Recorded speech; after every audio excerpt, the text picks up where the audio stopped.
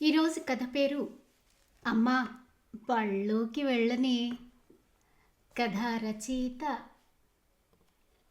పంతుల జోగారావు గారు.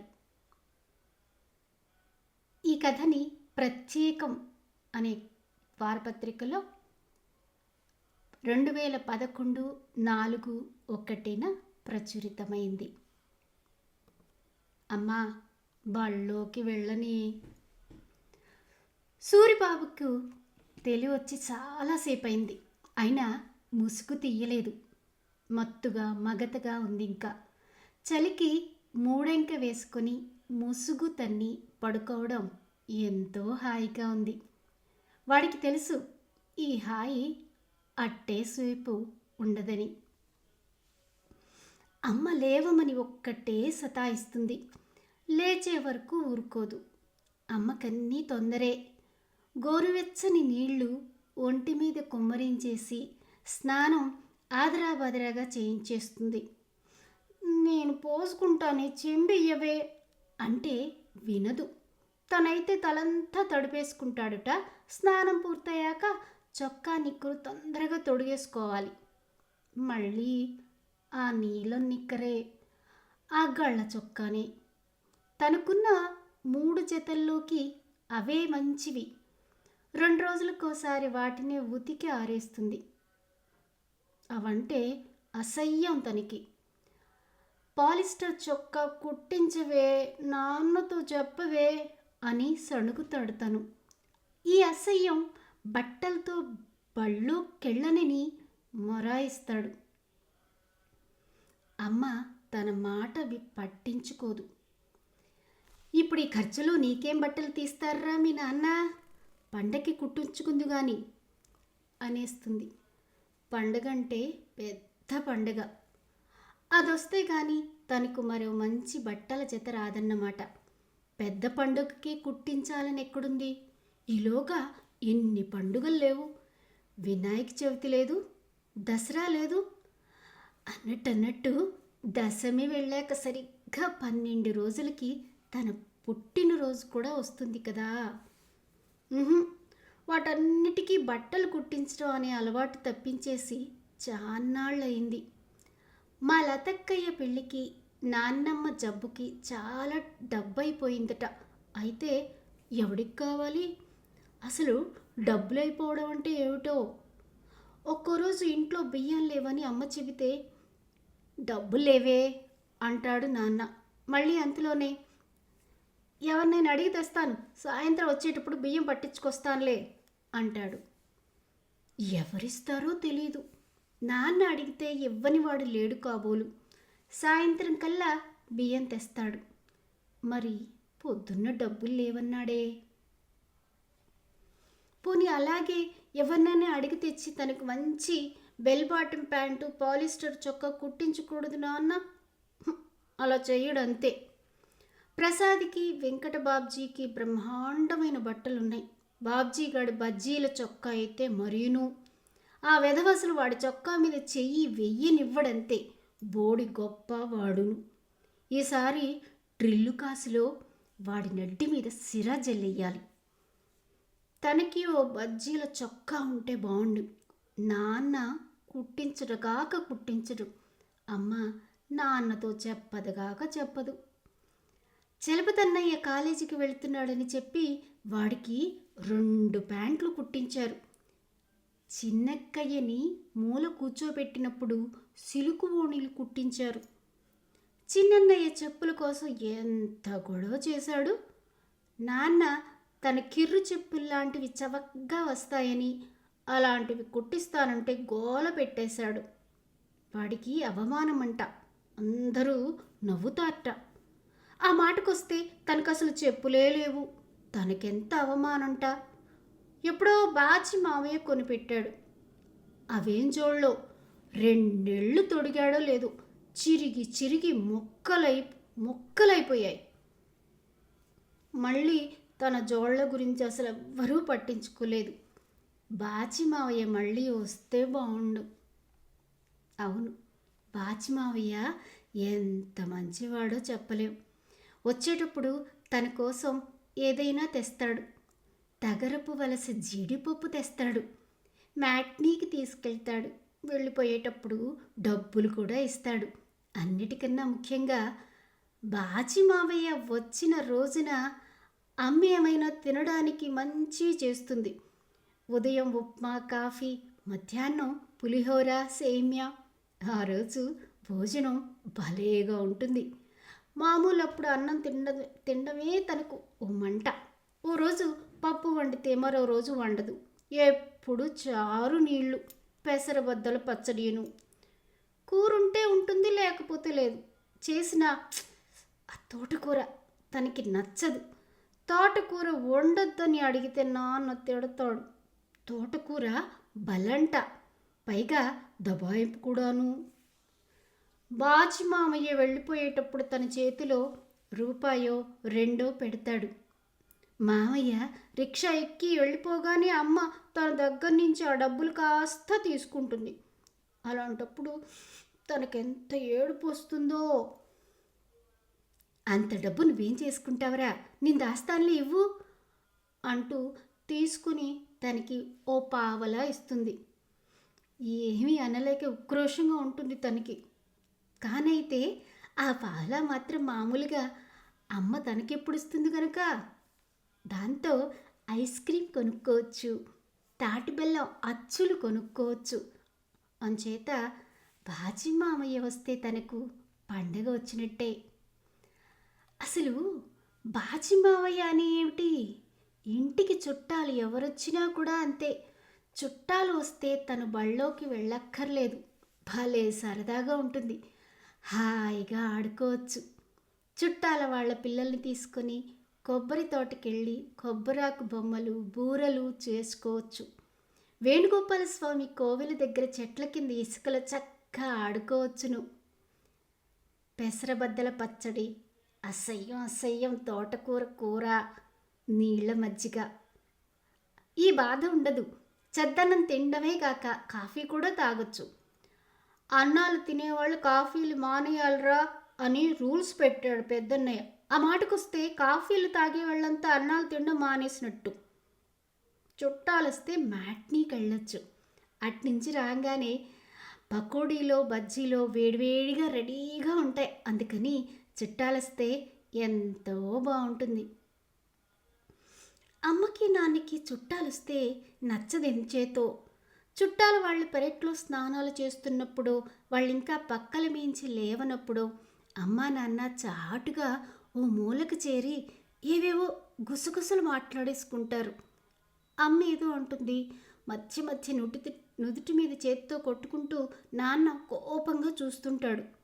అన్న ఎప్పుడైనా డబ్బులు అడిగితే ధామ్ ధూమ్లాడుతూ ఉంటాడే, అలా పెడతాడన్నమాట ముఖం.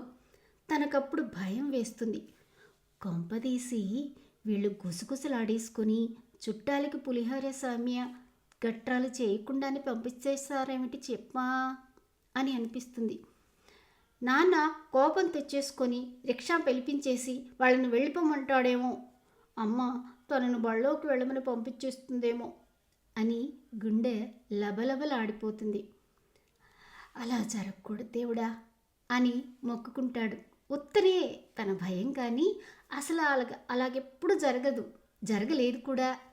అమ్మకి నాన్నకి వాళ్ళ మీద ఎంత చికాగ్గా ఉన్నా వాళ్ళ ఎదుట మాత్రం నవ్వుతూ మాట్లాడతారు. పొమ్మనరు, వాళ్ళకన్నీ చేసి పెడతారు. వాళ్ళు వెళ్ళిపోయేటప్పుడు సెంటర్ వరకు వెళ్ళి తననే రిక్షా తీసుకురమ్మని పురమాయిస్తారు. అప్పుడు జూమని పరిగెత్తుకెళ్ళి రిక్షాలో ఒక్కడు కూర్చొని రావచ్చు. ఆ మధ్య దొడ్డమ్మ వాళ్ళు వచ్చినప్పుడు తన కోసం బళ్ళోకి వెళ్ళడానికి సంచి తీసుకుని వచ్చారు. అందుకే చుట్టాలొస్తే ఎంతో సంతోషంగా ఉంటుంది తనకి. బళ్ళోకి వెళ్ళి వచ్చేటప్పుడు దేవుడా మా ఇంటికి వాళ్ళ చుట్టాలు రావాలి అని మొక్కుకుంటాడు. ఒక్కొక్కసారి దేవుడు దయతలిచి చుట్టాలని పంపిస్తూ ఉంటాడు. మరోసారి అసలు ఎవ్వరూ రారంతే. ఎవరూ రానప్పుడు మళ్ళీ ఆ పెసరబద్దల పచ్చడి అసహ్యం తోటకూర కూరను. సూరిబాబుకి ఇప్పుడు నిద్రమొత్తు పూర్తిగా వదిలిపోయింది. అయినా ముసుగు తీయకుండా అలాగే పడుకున్నాడు. వాడికి వాళ్ళ చెప్పలేనంత సంతోషంగా ఉంది. ఇంట్లో చుట్టాలున్నారు. మీసాల ఆయన వాళ్ళ ఆవిడ ఇద్దరు పిల్లలు. ఒకరి పేరు వెంకట నరసమ్మట. నిన్న తనతో సరదాగానే మాట్లాడింది, కానీ దానికి కొంచెం పొగరెక్కువలాగుంది. సమయం చూసి ఇవాళ దాన్ని నడ్డి వాయగొట్టాలి. దాన్ని అసలు వేణుగోపాలస్వామి కోవిల దగ్గరికి తీసుకెళ్ళకూడదు. రెండోది మంచిదే, దాని పేరు సుభద్రట. శకుంతలత్తయ్య కూతురి పేరు సుభద్రే. ఆ సుభద్ర కూడా మంచిదే. ఈ పిల్ల మంచిదే. మా పిల్లని పెళ్ళాడతావా అని అడిగాడు మీసాలాయన నిన్న. వెంకట నరసమ్మనైతే చస్తే పెళ్ళాడును, సుభద్రనైతే ఆలోచించాలి. ఇవాళ చుట్టాలంతా ఇంట్లోనే ఉన్నారు. ఏమైనా తను బళ్ళోకి వెళ్ళక్కర్లేదు. అసలు చుట్టాలని తన సంపాదించుకున్నాడు. నిన్న వాళ్ళు అసలు తమ ఇంటికి రాలేదు. పక్క వాటాలోని శంకరం గారు, కళ్ళద్దాల కరుణగారు లేరు, వాళ్ళ ఇంటికి వచ్చారు. నిన్న సాయంత్రం చీకటి పడుతున్నప్పుడు అప్పుడు తను వీధి మలుపు దగ్గర బాదం చెట్టు కింద కబాడీ ఆడుకుంటున్నాడు. అంతలో సామాన్లతో రిక్షాలో మీసాల ఆయన వాళ్ళు వస్తూ కనిపించారు. చుట్టాలు ఎవరింటికి వస్తున్నారో. ఆ రిక్షా వైపు ఎంతో ఇదిగా చూశాడు. వాళ్ళు తమ ఇంటికి వస్తే ఎంత బాగుండు అనుకున్నాడు. ఎక్కడికండి, ఎవరికింటికి వెళ్ళాలండి అడిగాడు ఆత్రంగా. మీసాలైన రిక్షా ఆపించి, జీ శంకరం గారింటికి వెళ్ళాలబ్బాయ్, వాళ్ళు ఉండేది ఈ వీధిలోనే కదా, నీకు తెలుసా అని అడిగారు. జీ శంకరం గారంటే పక్కింటి కరుణగారు వాళ్ళన్నమాట.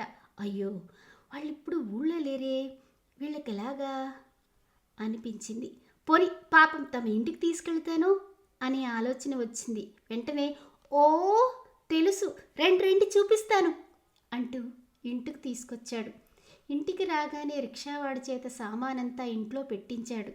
అమ్మ, చిన్నక్కయ్య వాళ్ళు ఆ వచ్చిన వాళ్ల వైపు ఆశ్చర్యంగాను సందేహంగాను చూడసాగారు. వీళ్ళెవర్రా అన్నట్టు తన వైపు చూశారు. మీసాయిలాయన వాళ్ళు కూడా ఆశ్చర్యపోయి చూస్తున్నారు.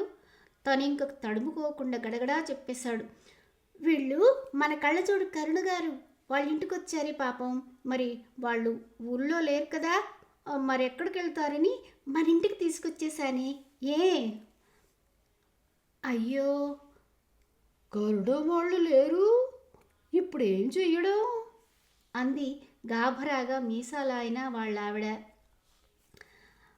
అరెరే, పొరపాటు అయిందండి, మరి మేం వస్తామండి అనేశాడు మీసాలాయన గబుక్కున. శంకరం గారు వాళ్ళు ఊర్లో లేనందుకు వాళ్ళు ఎంతో బాధపడ్డారు. తన గుండెలో రాయి పడ్డట్టయింది. బెంగబెంగగా అమ్మ వైపు చూశాడు.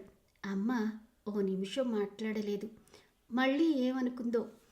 పర్లేదండి అన్నయ్య గారు, పిల్లలతో ఇంత రాత్రప్పుడు ఎక్కడికి వెళ్తారు, మా ఇంట్లో ఉండి వెళ్ళొచ్చు. మీరొచ్చి వెళ్ళిపోయారని ఇబ్బంది పడతారని తెలిస్తే కరుణ బాధపడదు. వాళ్ళ చుట్టాలకి ఆ మాత్రం ఓ పూట ఆతిథ్యం ఇచ్చే కాదని నొచ్చుకుంటుంది కాడ. మాకు మాట పడాల్సి ఉంటుంది. సుమండి, మీరు మరేం అనొద్దు. అసలే చంటి పిట్టలతో ఉన్నారయ్యే, మీకేం ముఖమాటం పడే పని లేదు. మాది మీ చుట్టాలు ఇల్లే అనుకోండి. రండి పినిగారు, కాళ్ళు చేతులు కొడుకుందరు గాని అంది. తనకి కొండెక్కినట్టయింది. మొదట మీసాలైనా వాళ్ళు ఉండటానికి మొక్కమాట పడి ఒప్పుకోలేదు. కానీ సుభద్ర అమ్మా ఆకలే అని ఆడవడంతో ఒప్పుకున్నారు.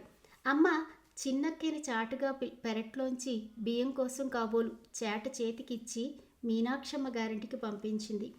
పాలవాడొస్తే వాణ్ణి వీధి వసారా చివరికి తీసుకెళ్ళి పాత బాకీ రేపొచ్చే ఫస్ట్కి ఇస్తామని, ఇంటికి చుట్టాలొచ్చారని ఓ లీటర్ పాలు ఎక్కువ పోయించమని బతిమలాడింది. ఇంతలో నాన్న వచ్చాడు. నాన్నని గదిలోకి తీసుకెళ్ళి అమ్మ చుట్టాల సంగతి చెప్పింది. నాన్న పళ్ళు నూరుతూ అక్కడి నుంచే తన వైపు కోపంగా చూశాడు. భయం వేసింది. ఆ సందుడిలో అదేం పట్టించుకోలేదు తను. తర్వాత గదిలోకి వచ్చి నాన్న కూడా నవ్వుతూ వాళ్ళని పలకరించాడు. బజారుకెళ్ళి కూరలు అవి కొనుక్కొచ్చాడు కూడాను. రాత్రి భోజనాలు అయ్యాక మీసాల తన దగ్గరికి తీసుకొని కబుర్లు చెప్పారు. ఊళ్ళో సినిమాలేం ఆడుతున్నాయో అడిగారు. అంటే రేపు తనని సినిమాకి తీసుకెళ్తారన్నమాట. రేపు మరి బళ్ళోకి వెళ్ళక్కర్లేదన్నమాట. హాయిగా ఆడుకోవచ్చు, భలే భోజనం తినచ్చు. తనకి చెప్పలేనంత సంతోషం కలిగింది. మీసాలైన వాళ్ళ కాంతం గారు తనని ఎంత మెచ్చుకుందో. బుద్ధిమంతుడండి కుర్రాడు, మనముండా ఉంది ఎందుకు ఈ మర్యాద, ఈ వెప్సితం అంటూ తన బుగ్గలు గిల్లింది. అప్పుడు తనకెంతో గర్వంగా అనిపించింది, సిగ్గుగాను అనిపించింది. వెంకట నరసమ్మతోటి సుభద్రతోటి హాయిగా కబుర్లు చెప్పాడు. అప్పుడే వెంకట నరసమ్మకి గర్వం అని పోల్చేసుకున్నాడు. సుభద్ర మంచిదని కూడా తనకు అర్థమైపోయింది. అప్పుడే కదా మీసాలాయన మా పిల్లను పెళ్లి చేసుకుంటావుటోయ్ అని అడిగింది. ఎవరినో తెలియలేదు, సుభద్ర అయితే ఓకే. అలా కబుర్లు చెప్పుకుంటూనే నిద్రలోకి జారుకున్నారు. ఏరా సూరి, ఇంకా పక్క మించి లేవే, బళ్ళోకి వెళ్ళవా ఏ? అమ్మ గొంతు వినిపించింది. సూరిబాబు తటాలను ముసుగు తొలగించాడు. ఇంట్లో చుట్టాలుండగా సరదాగా ఆడుకోనివ్వకుండా అమ్మ బళ్ళోకి వెళ్ళమంటుందేం అనుకున్నాడు కోపంగా. అమ్మా బళ్ళోకి వెళ్ళని అన్నాడు గారాలిపోతూ. ఏమొచ్చిందిరా నీకు మాయ రోగం అని అది నాన్న గొంతు. గెడ్డం చేసుకుంటున్నట్టున్నాడు, లేకపోతే తగలనిచ్చేవాడే. సూరిబాబు బెదిరిపోయి లేచి పక్క మీద కూర్చున్నాడు.